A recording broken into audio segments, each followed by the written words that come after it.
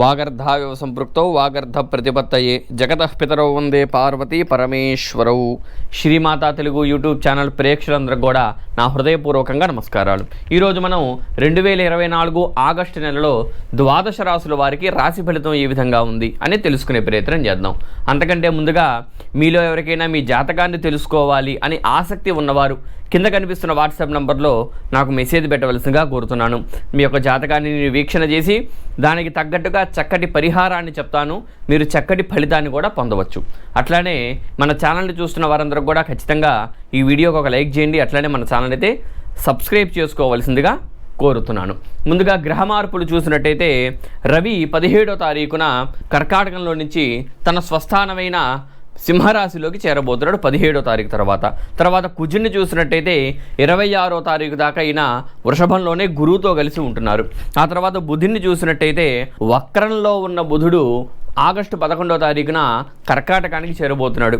ఆ తర్వాత గురువుని చూసినట్టయితే ఈయన వృషభంలోనే ఉంటున్నాడు. తర్వాత శుక్రుని చూసినట్టయితే 25వ తారీఖు దాకా కూడా ఈయన సింహంలోనే ఉండి ఆ తర్వాత కన్యారాశిలోకి చేరబోతున్నాడు శుక్రుడు. ఆ తర్వాత మనందరికీ తెలిసినట్టే శని వచ్చేసరికి కుంభంలోనే ఉంటున్నాడు.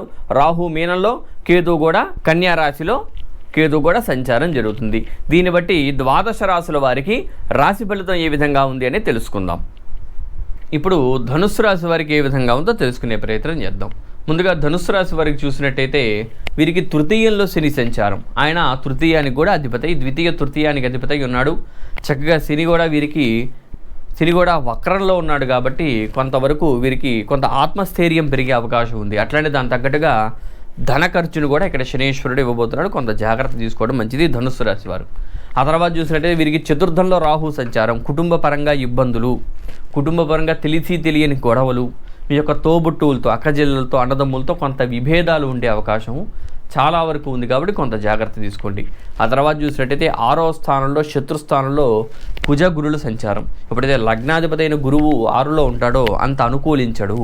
వీరికి ముఖ్యంగా సంతాన పరంగా ఇబ్బందులు, శత్రుబాధ పెరిగే అవకాశం ఉంది. అయితే ఎప్పుడైతే కొంచెం కుజుడు వస్తాడో కొంచెం శత్రు బాధ నుంచి తగ్గే అవకాశం ఉంది.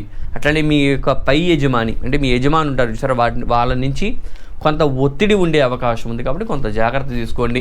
అట్లనే కుజుడు ఎప్పుడైతే 6వ స్థానంలోకి వస్తాడో ఈ బాధ నుంచి కొంత విముక్తి పొందుతాడు, కొత్త విముక్తిని తీసుకొస్తాడని చెప్పాలి. ఒక గురువుని చూసినట్టయితే అంత అనుకూలించట్లేదు. కుజుడు మళ్ళీ చక్కగా అనుకూలిస్తున్నాడు ఈ యొక్క మాసం చివరి దాకా. ఆ తర్వాత చూసినట్టయితే వీరికి అష్టమంలో రవి సంచారం 17వ తారీఖు దాకా జరుగుతుంది. ఎప్పుడైతే అష్టమంలో రవి 17వ తారీఖు దాకా ఉంటాడో కొంత మీ తండ్రికి అనారోగ్య సమస్యలు, అట్లనే మీలో కూడా కొంత ఆత్మస్థైర్యం తగ్గడం, అట్లనే మీలో కొంత శరీరంలో కొంత ఈ జాయింట్ పెయిన్లు కానీ, అట్లనే శరీరంలో మీకు తెలియని అనారోగ్య మార్పులు చూడడం, ఆరోగ్యపరంగా మీకు కొంత ఇబ్బందులు ఉండే అవకాశం కూడా ఉంది. కొంత జాగ్రత్త తీసుకోండి. ఎప్పుడైతే ఈయన 8 నుంచి 9వ స్థానం స్వస్థానంకి వెళ్తాడో 17 తర్వాత రవి అనుగ్రహం ఉంటుందనే చెప్పాలన్నమాట. ఆ తర్వాత చూస్తే నవమంలోనే శుక్రుడు, నవమంలోనే బుధుడు కూడా వక్రంలో ఉన్నాడు. ఎప్పుడైతే బుధుడు వక్రంలో ఉండి నవమంలో ఉంటాడో కొంత మీ తండ్రి నుంచి వచ్చే ఆస్తుల విషయంలో ఇబ్బందులు, అట్లానే ఈ వ్యాపారం చేసుకునే వారికి కూడా అంత అనుకూలత లేదనే చెప్పాలి. మళ్ళీ శుక్రుడు అనుగ్రహిస్తున్నాడు. సినిమా రంగాల్లో ఉండే వారికి బాగుంది. అట్లనే శుక్రుడు మీ యొక్క తల్లి నుంచి వచ్చే ఆస్తులు కానీ, తల్లి నుంచి వచ్చే ప్రేమ ఆప్యాయతలు పెరిగే అవకాశం ఉంది. చక్కగా శుక్రుడు అనుగ్రహిస్తున్నాడు. ధనపరంగా కొంత అనుగ్రహం ఉందనే చెప్పాలన్నమాట. ఆ తర్వాత చూస్తే దశమంలో కూడా కేతు చక్కగా బాగున్నాడు. మీలో కొంత ఆధ్యాత్మికతను పెంచుతున్నాడు. మీ వృత్తిలో మీకు ఖచ్చితంగా ప్రతి విషయాన్ని తెలుసుకునే ప్రయత్నం చేయండి. ముఖ్యంగా మీరు చేయాల్సిన ధనుసు రాశి వారు ఏంటంటే మీ వృత్తిలో ఖచ్చితంగా మీరు ప్రతి విషయాన్ని తెలుసుకొని అడుగు ముందుకు వేయడం చాలా మంచిది. అలా ఎప్పుడైతే వేస్తారో ఇక్కడ కేతు అనుగ్రహం పెరిగి ధనాన్ని పొందగలుగుతారు. కాబట్టి ఎలా చూసినా సరే ఈ యొక్క ధనుసు రాశి వారికి ఆగస్టు నెలలో కొన్ని గ్రహాల అనుకూలత ఉంది, కొన్ని గ్రహాల అనుకూలత లేదు. కొంతవరకు శని అనుగ్రహం ఉంది, అట్లనే గురువు అనుగ్రహం లేదు. కుజుడి అనుగ్రహం కూడా చక్కగా ఉంది. రవి అనుగ్రహం 17 దాకా లేదు, 17 తర్వాత రవి అనుగ్రహం ఉంది. శుక్రుడి అనుగ్రహం కూడా చక్కగా ఉంది, కేతు అనుగ్రహం కూడా ఉంది. కాబట్టి ఎలా చూసినా సరే ధనుస్సు రాశి వారికి ఏలినాటి శని ఎప్పుడైతే మీకు విముక్తి జరిగిందో కొంత బాధలు పోయాయనే చెప్పాలన్నమాట. ఎలా చూసినా ధనుస్సు రాశి వారికి చక్కగా బాగుంది. ముఖ్యంగా ధనుస్సు రాశి వారు చేసుకోవాల్సిన పరిహారానికి వస్తే మీరు పొద్దున్నే లేవడం, సూర్య నమస్కారాలు చేసుకోండి, ఆదిత్య హృదయ పారాయణ చేయండి, గురువుకి ఆరాధన చేయడం చాలా మంచిది.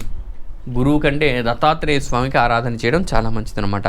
అట్లానే మీరు సూర్య నమస్కారాలు చేయడం కూడా చక్కగా మీకు బాగుంటుంది. ఈ ఆగస్టు నెలలోనే చెప్పవచ్చు. చూశారు కదా ధనుస్సు రాశి వారికి ఆగస్టు నెలలో ఏ విధంగా ఉందో. అట్లానే ధనుస్సు రాశి వాళ్ళు ఎవరైనా ఉంటే ఖచ్చితంగా ఈ వీడియోకి ఒక లైక్ చేయండి. అట్లానే మన ఛానల్ అయితే సబ్స్క్రైబ్ చేసుకోవాల్సిందిగా కోరుతున్నాను. ఈ వీడియో ఇంతేనండి. సెలవు, నమస్కారం.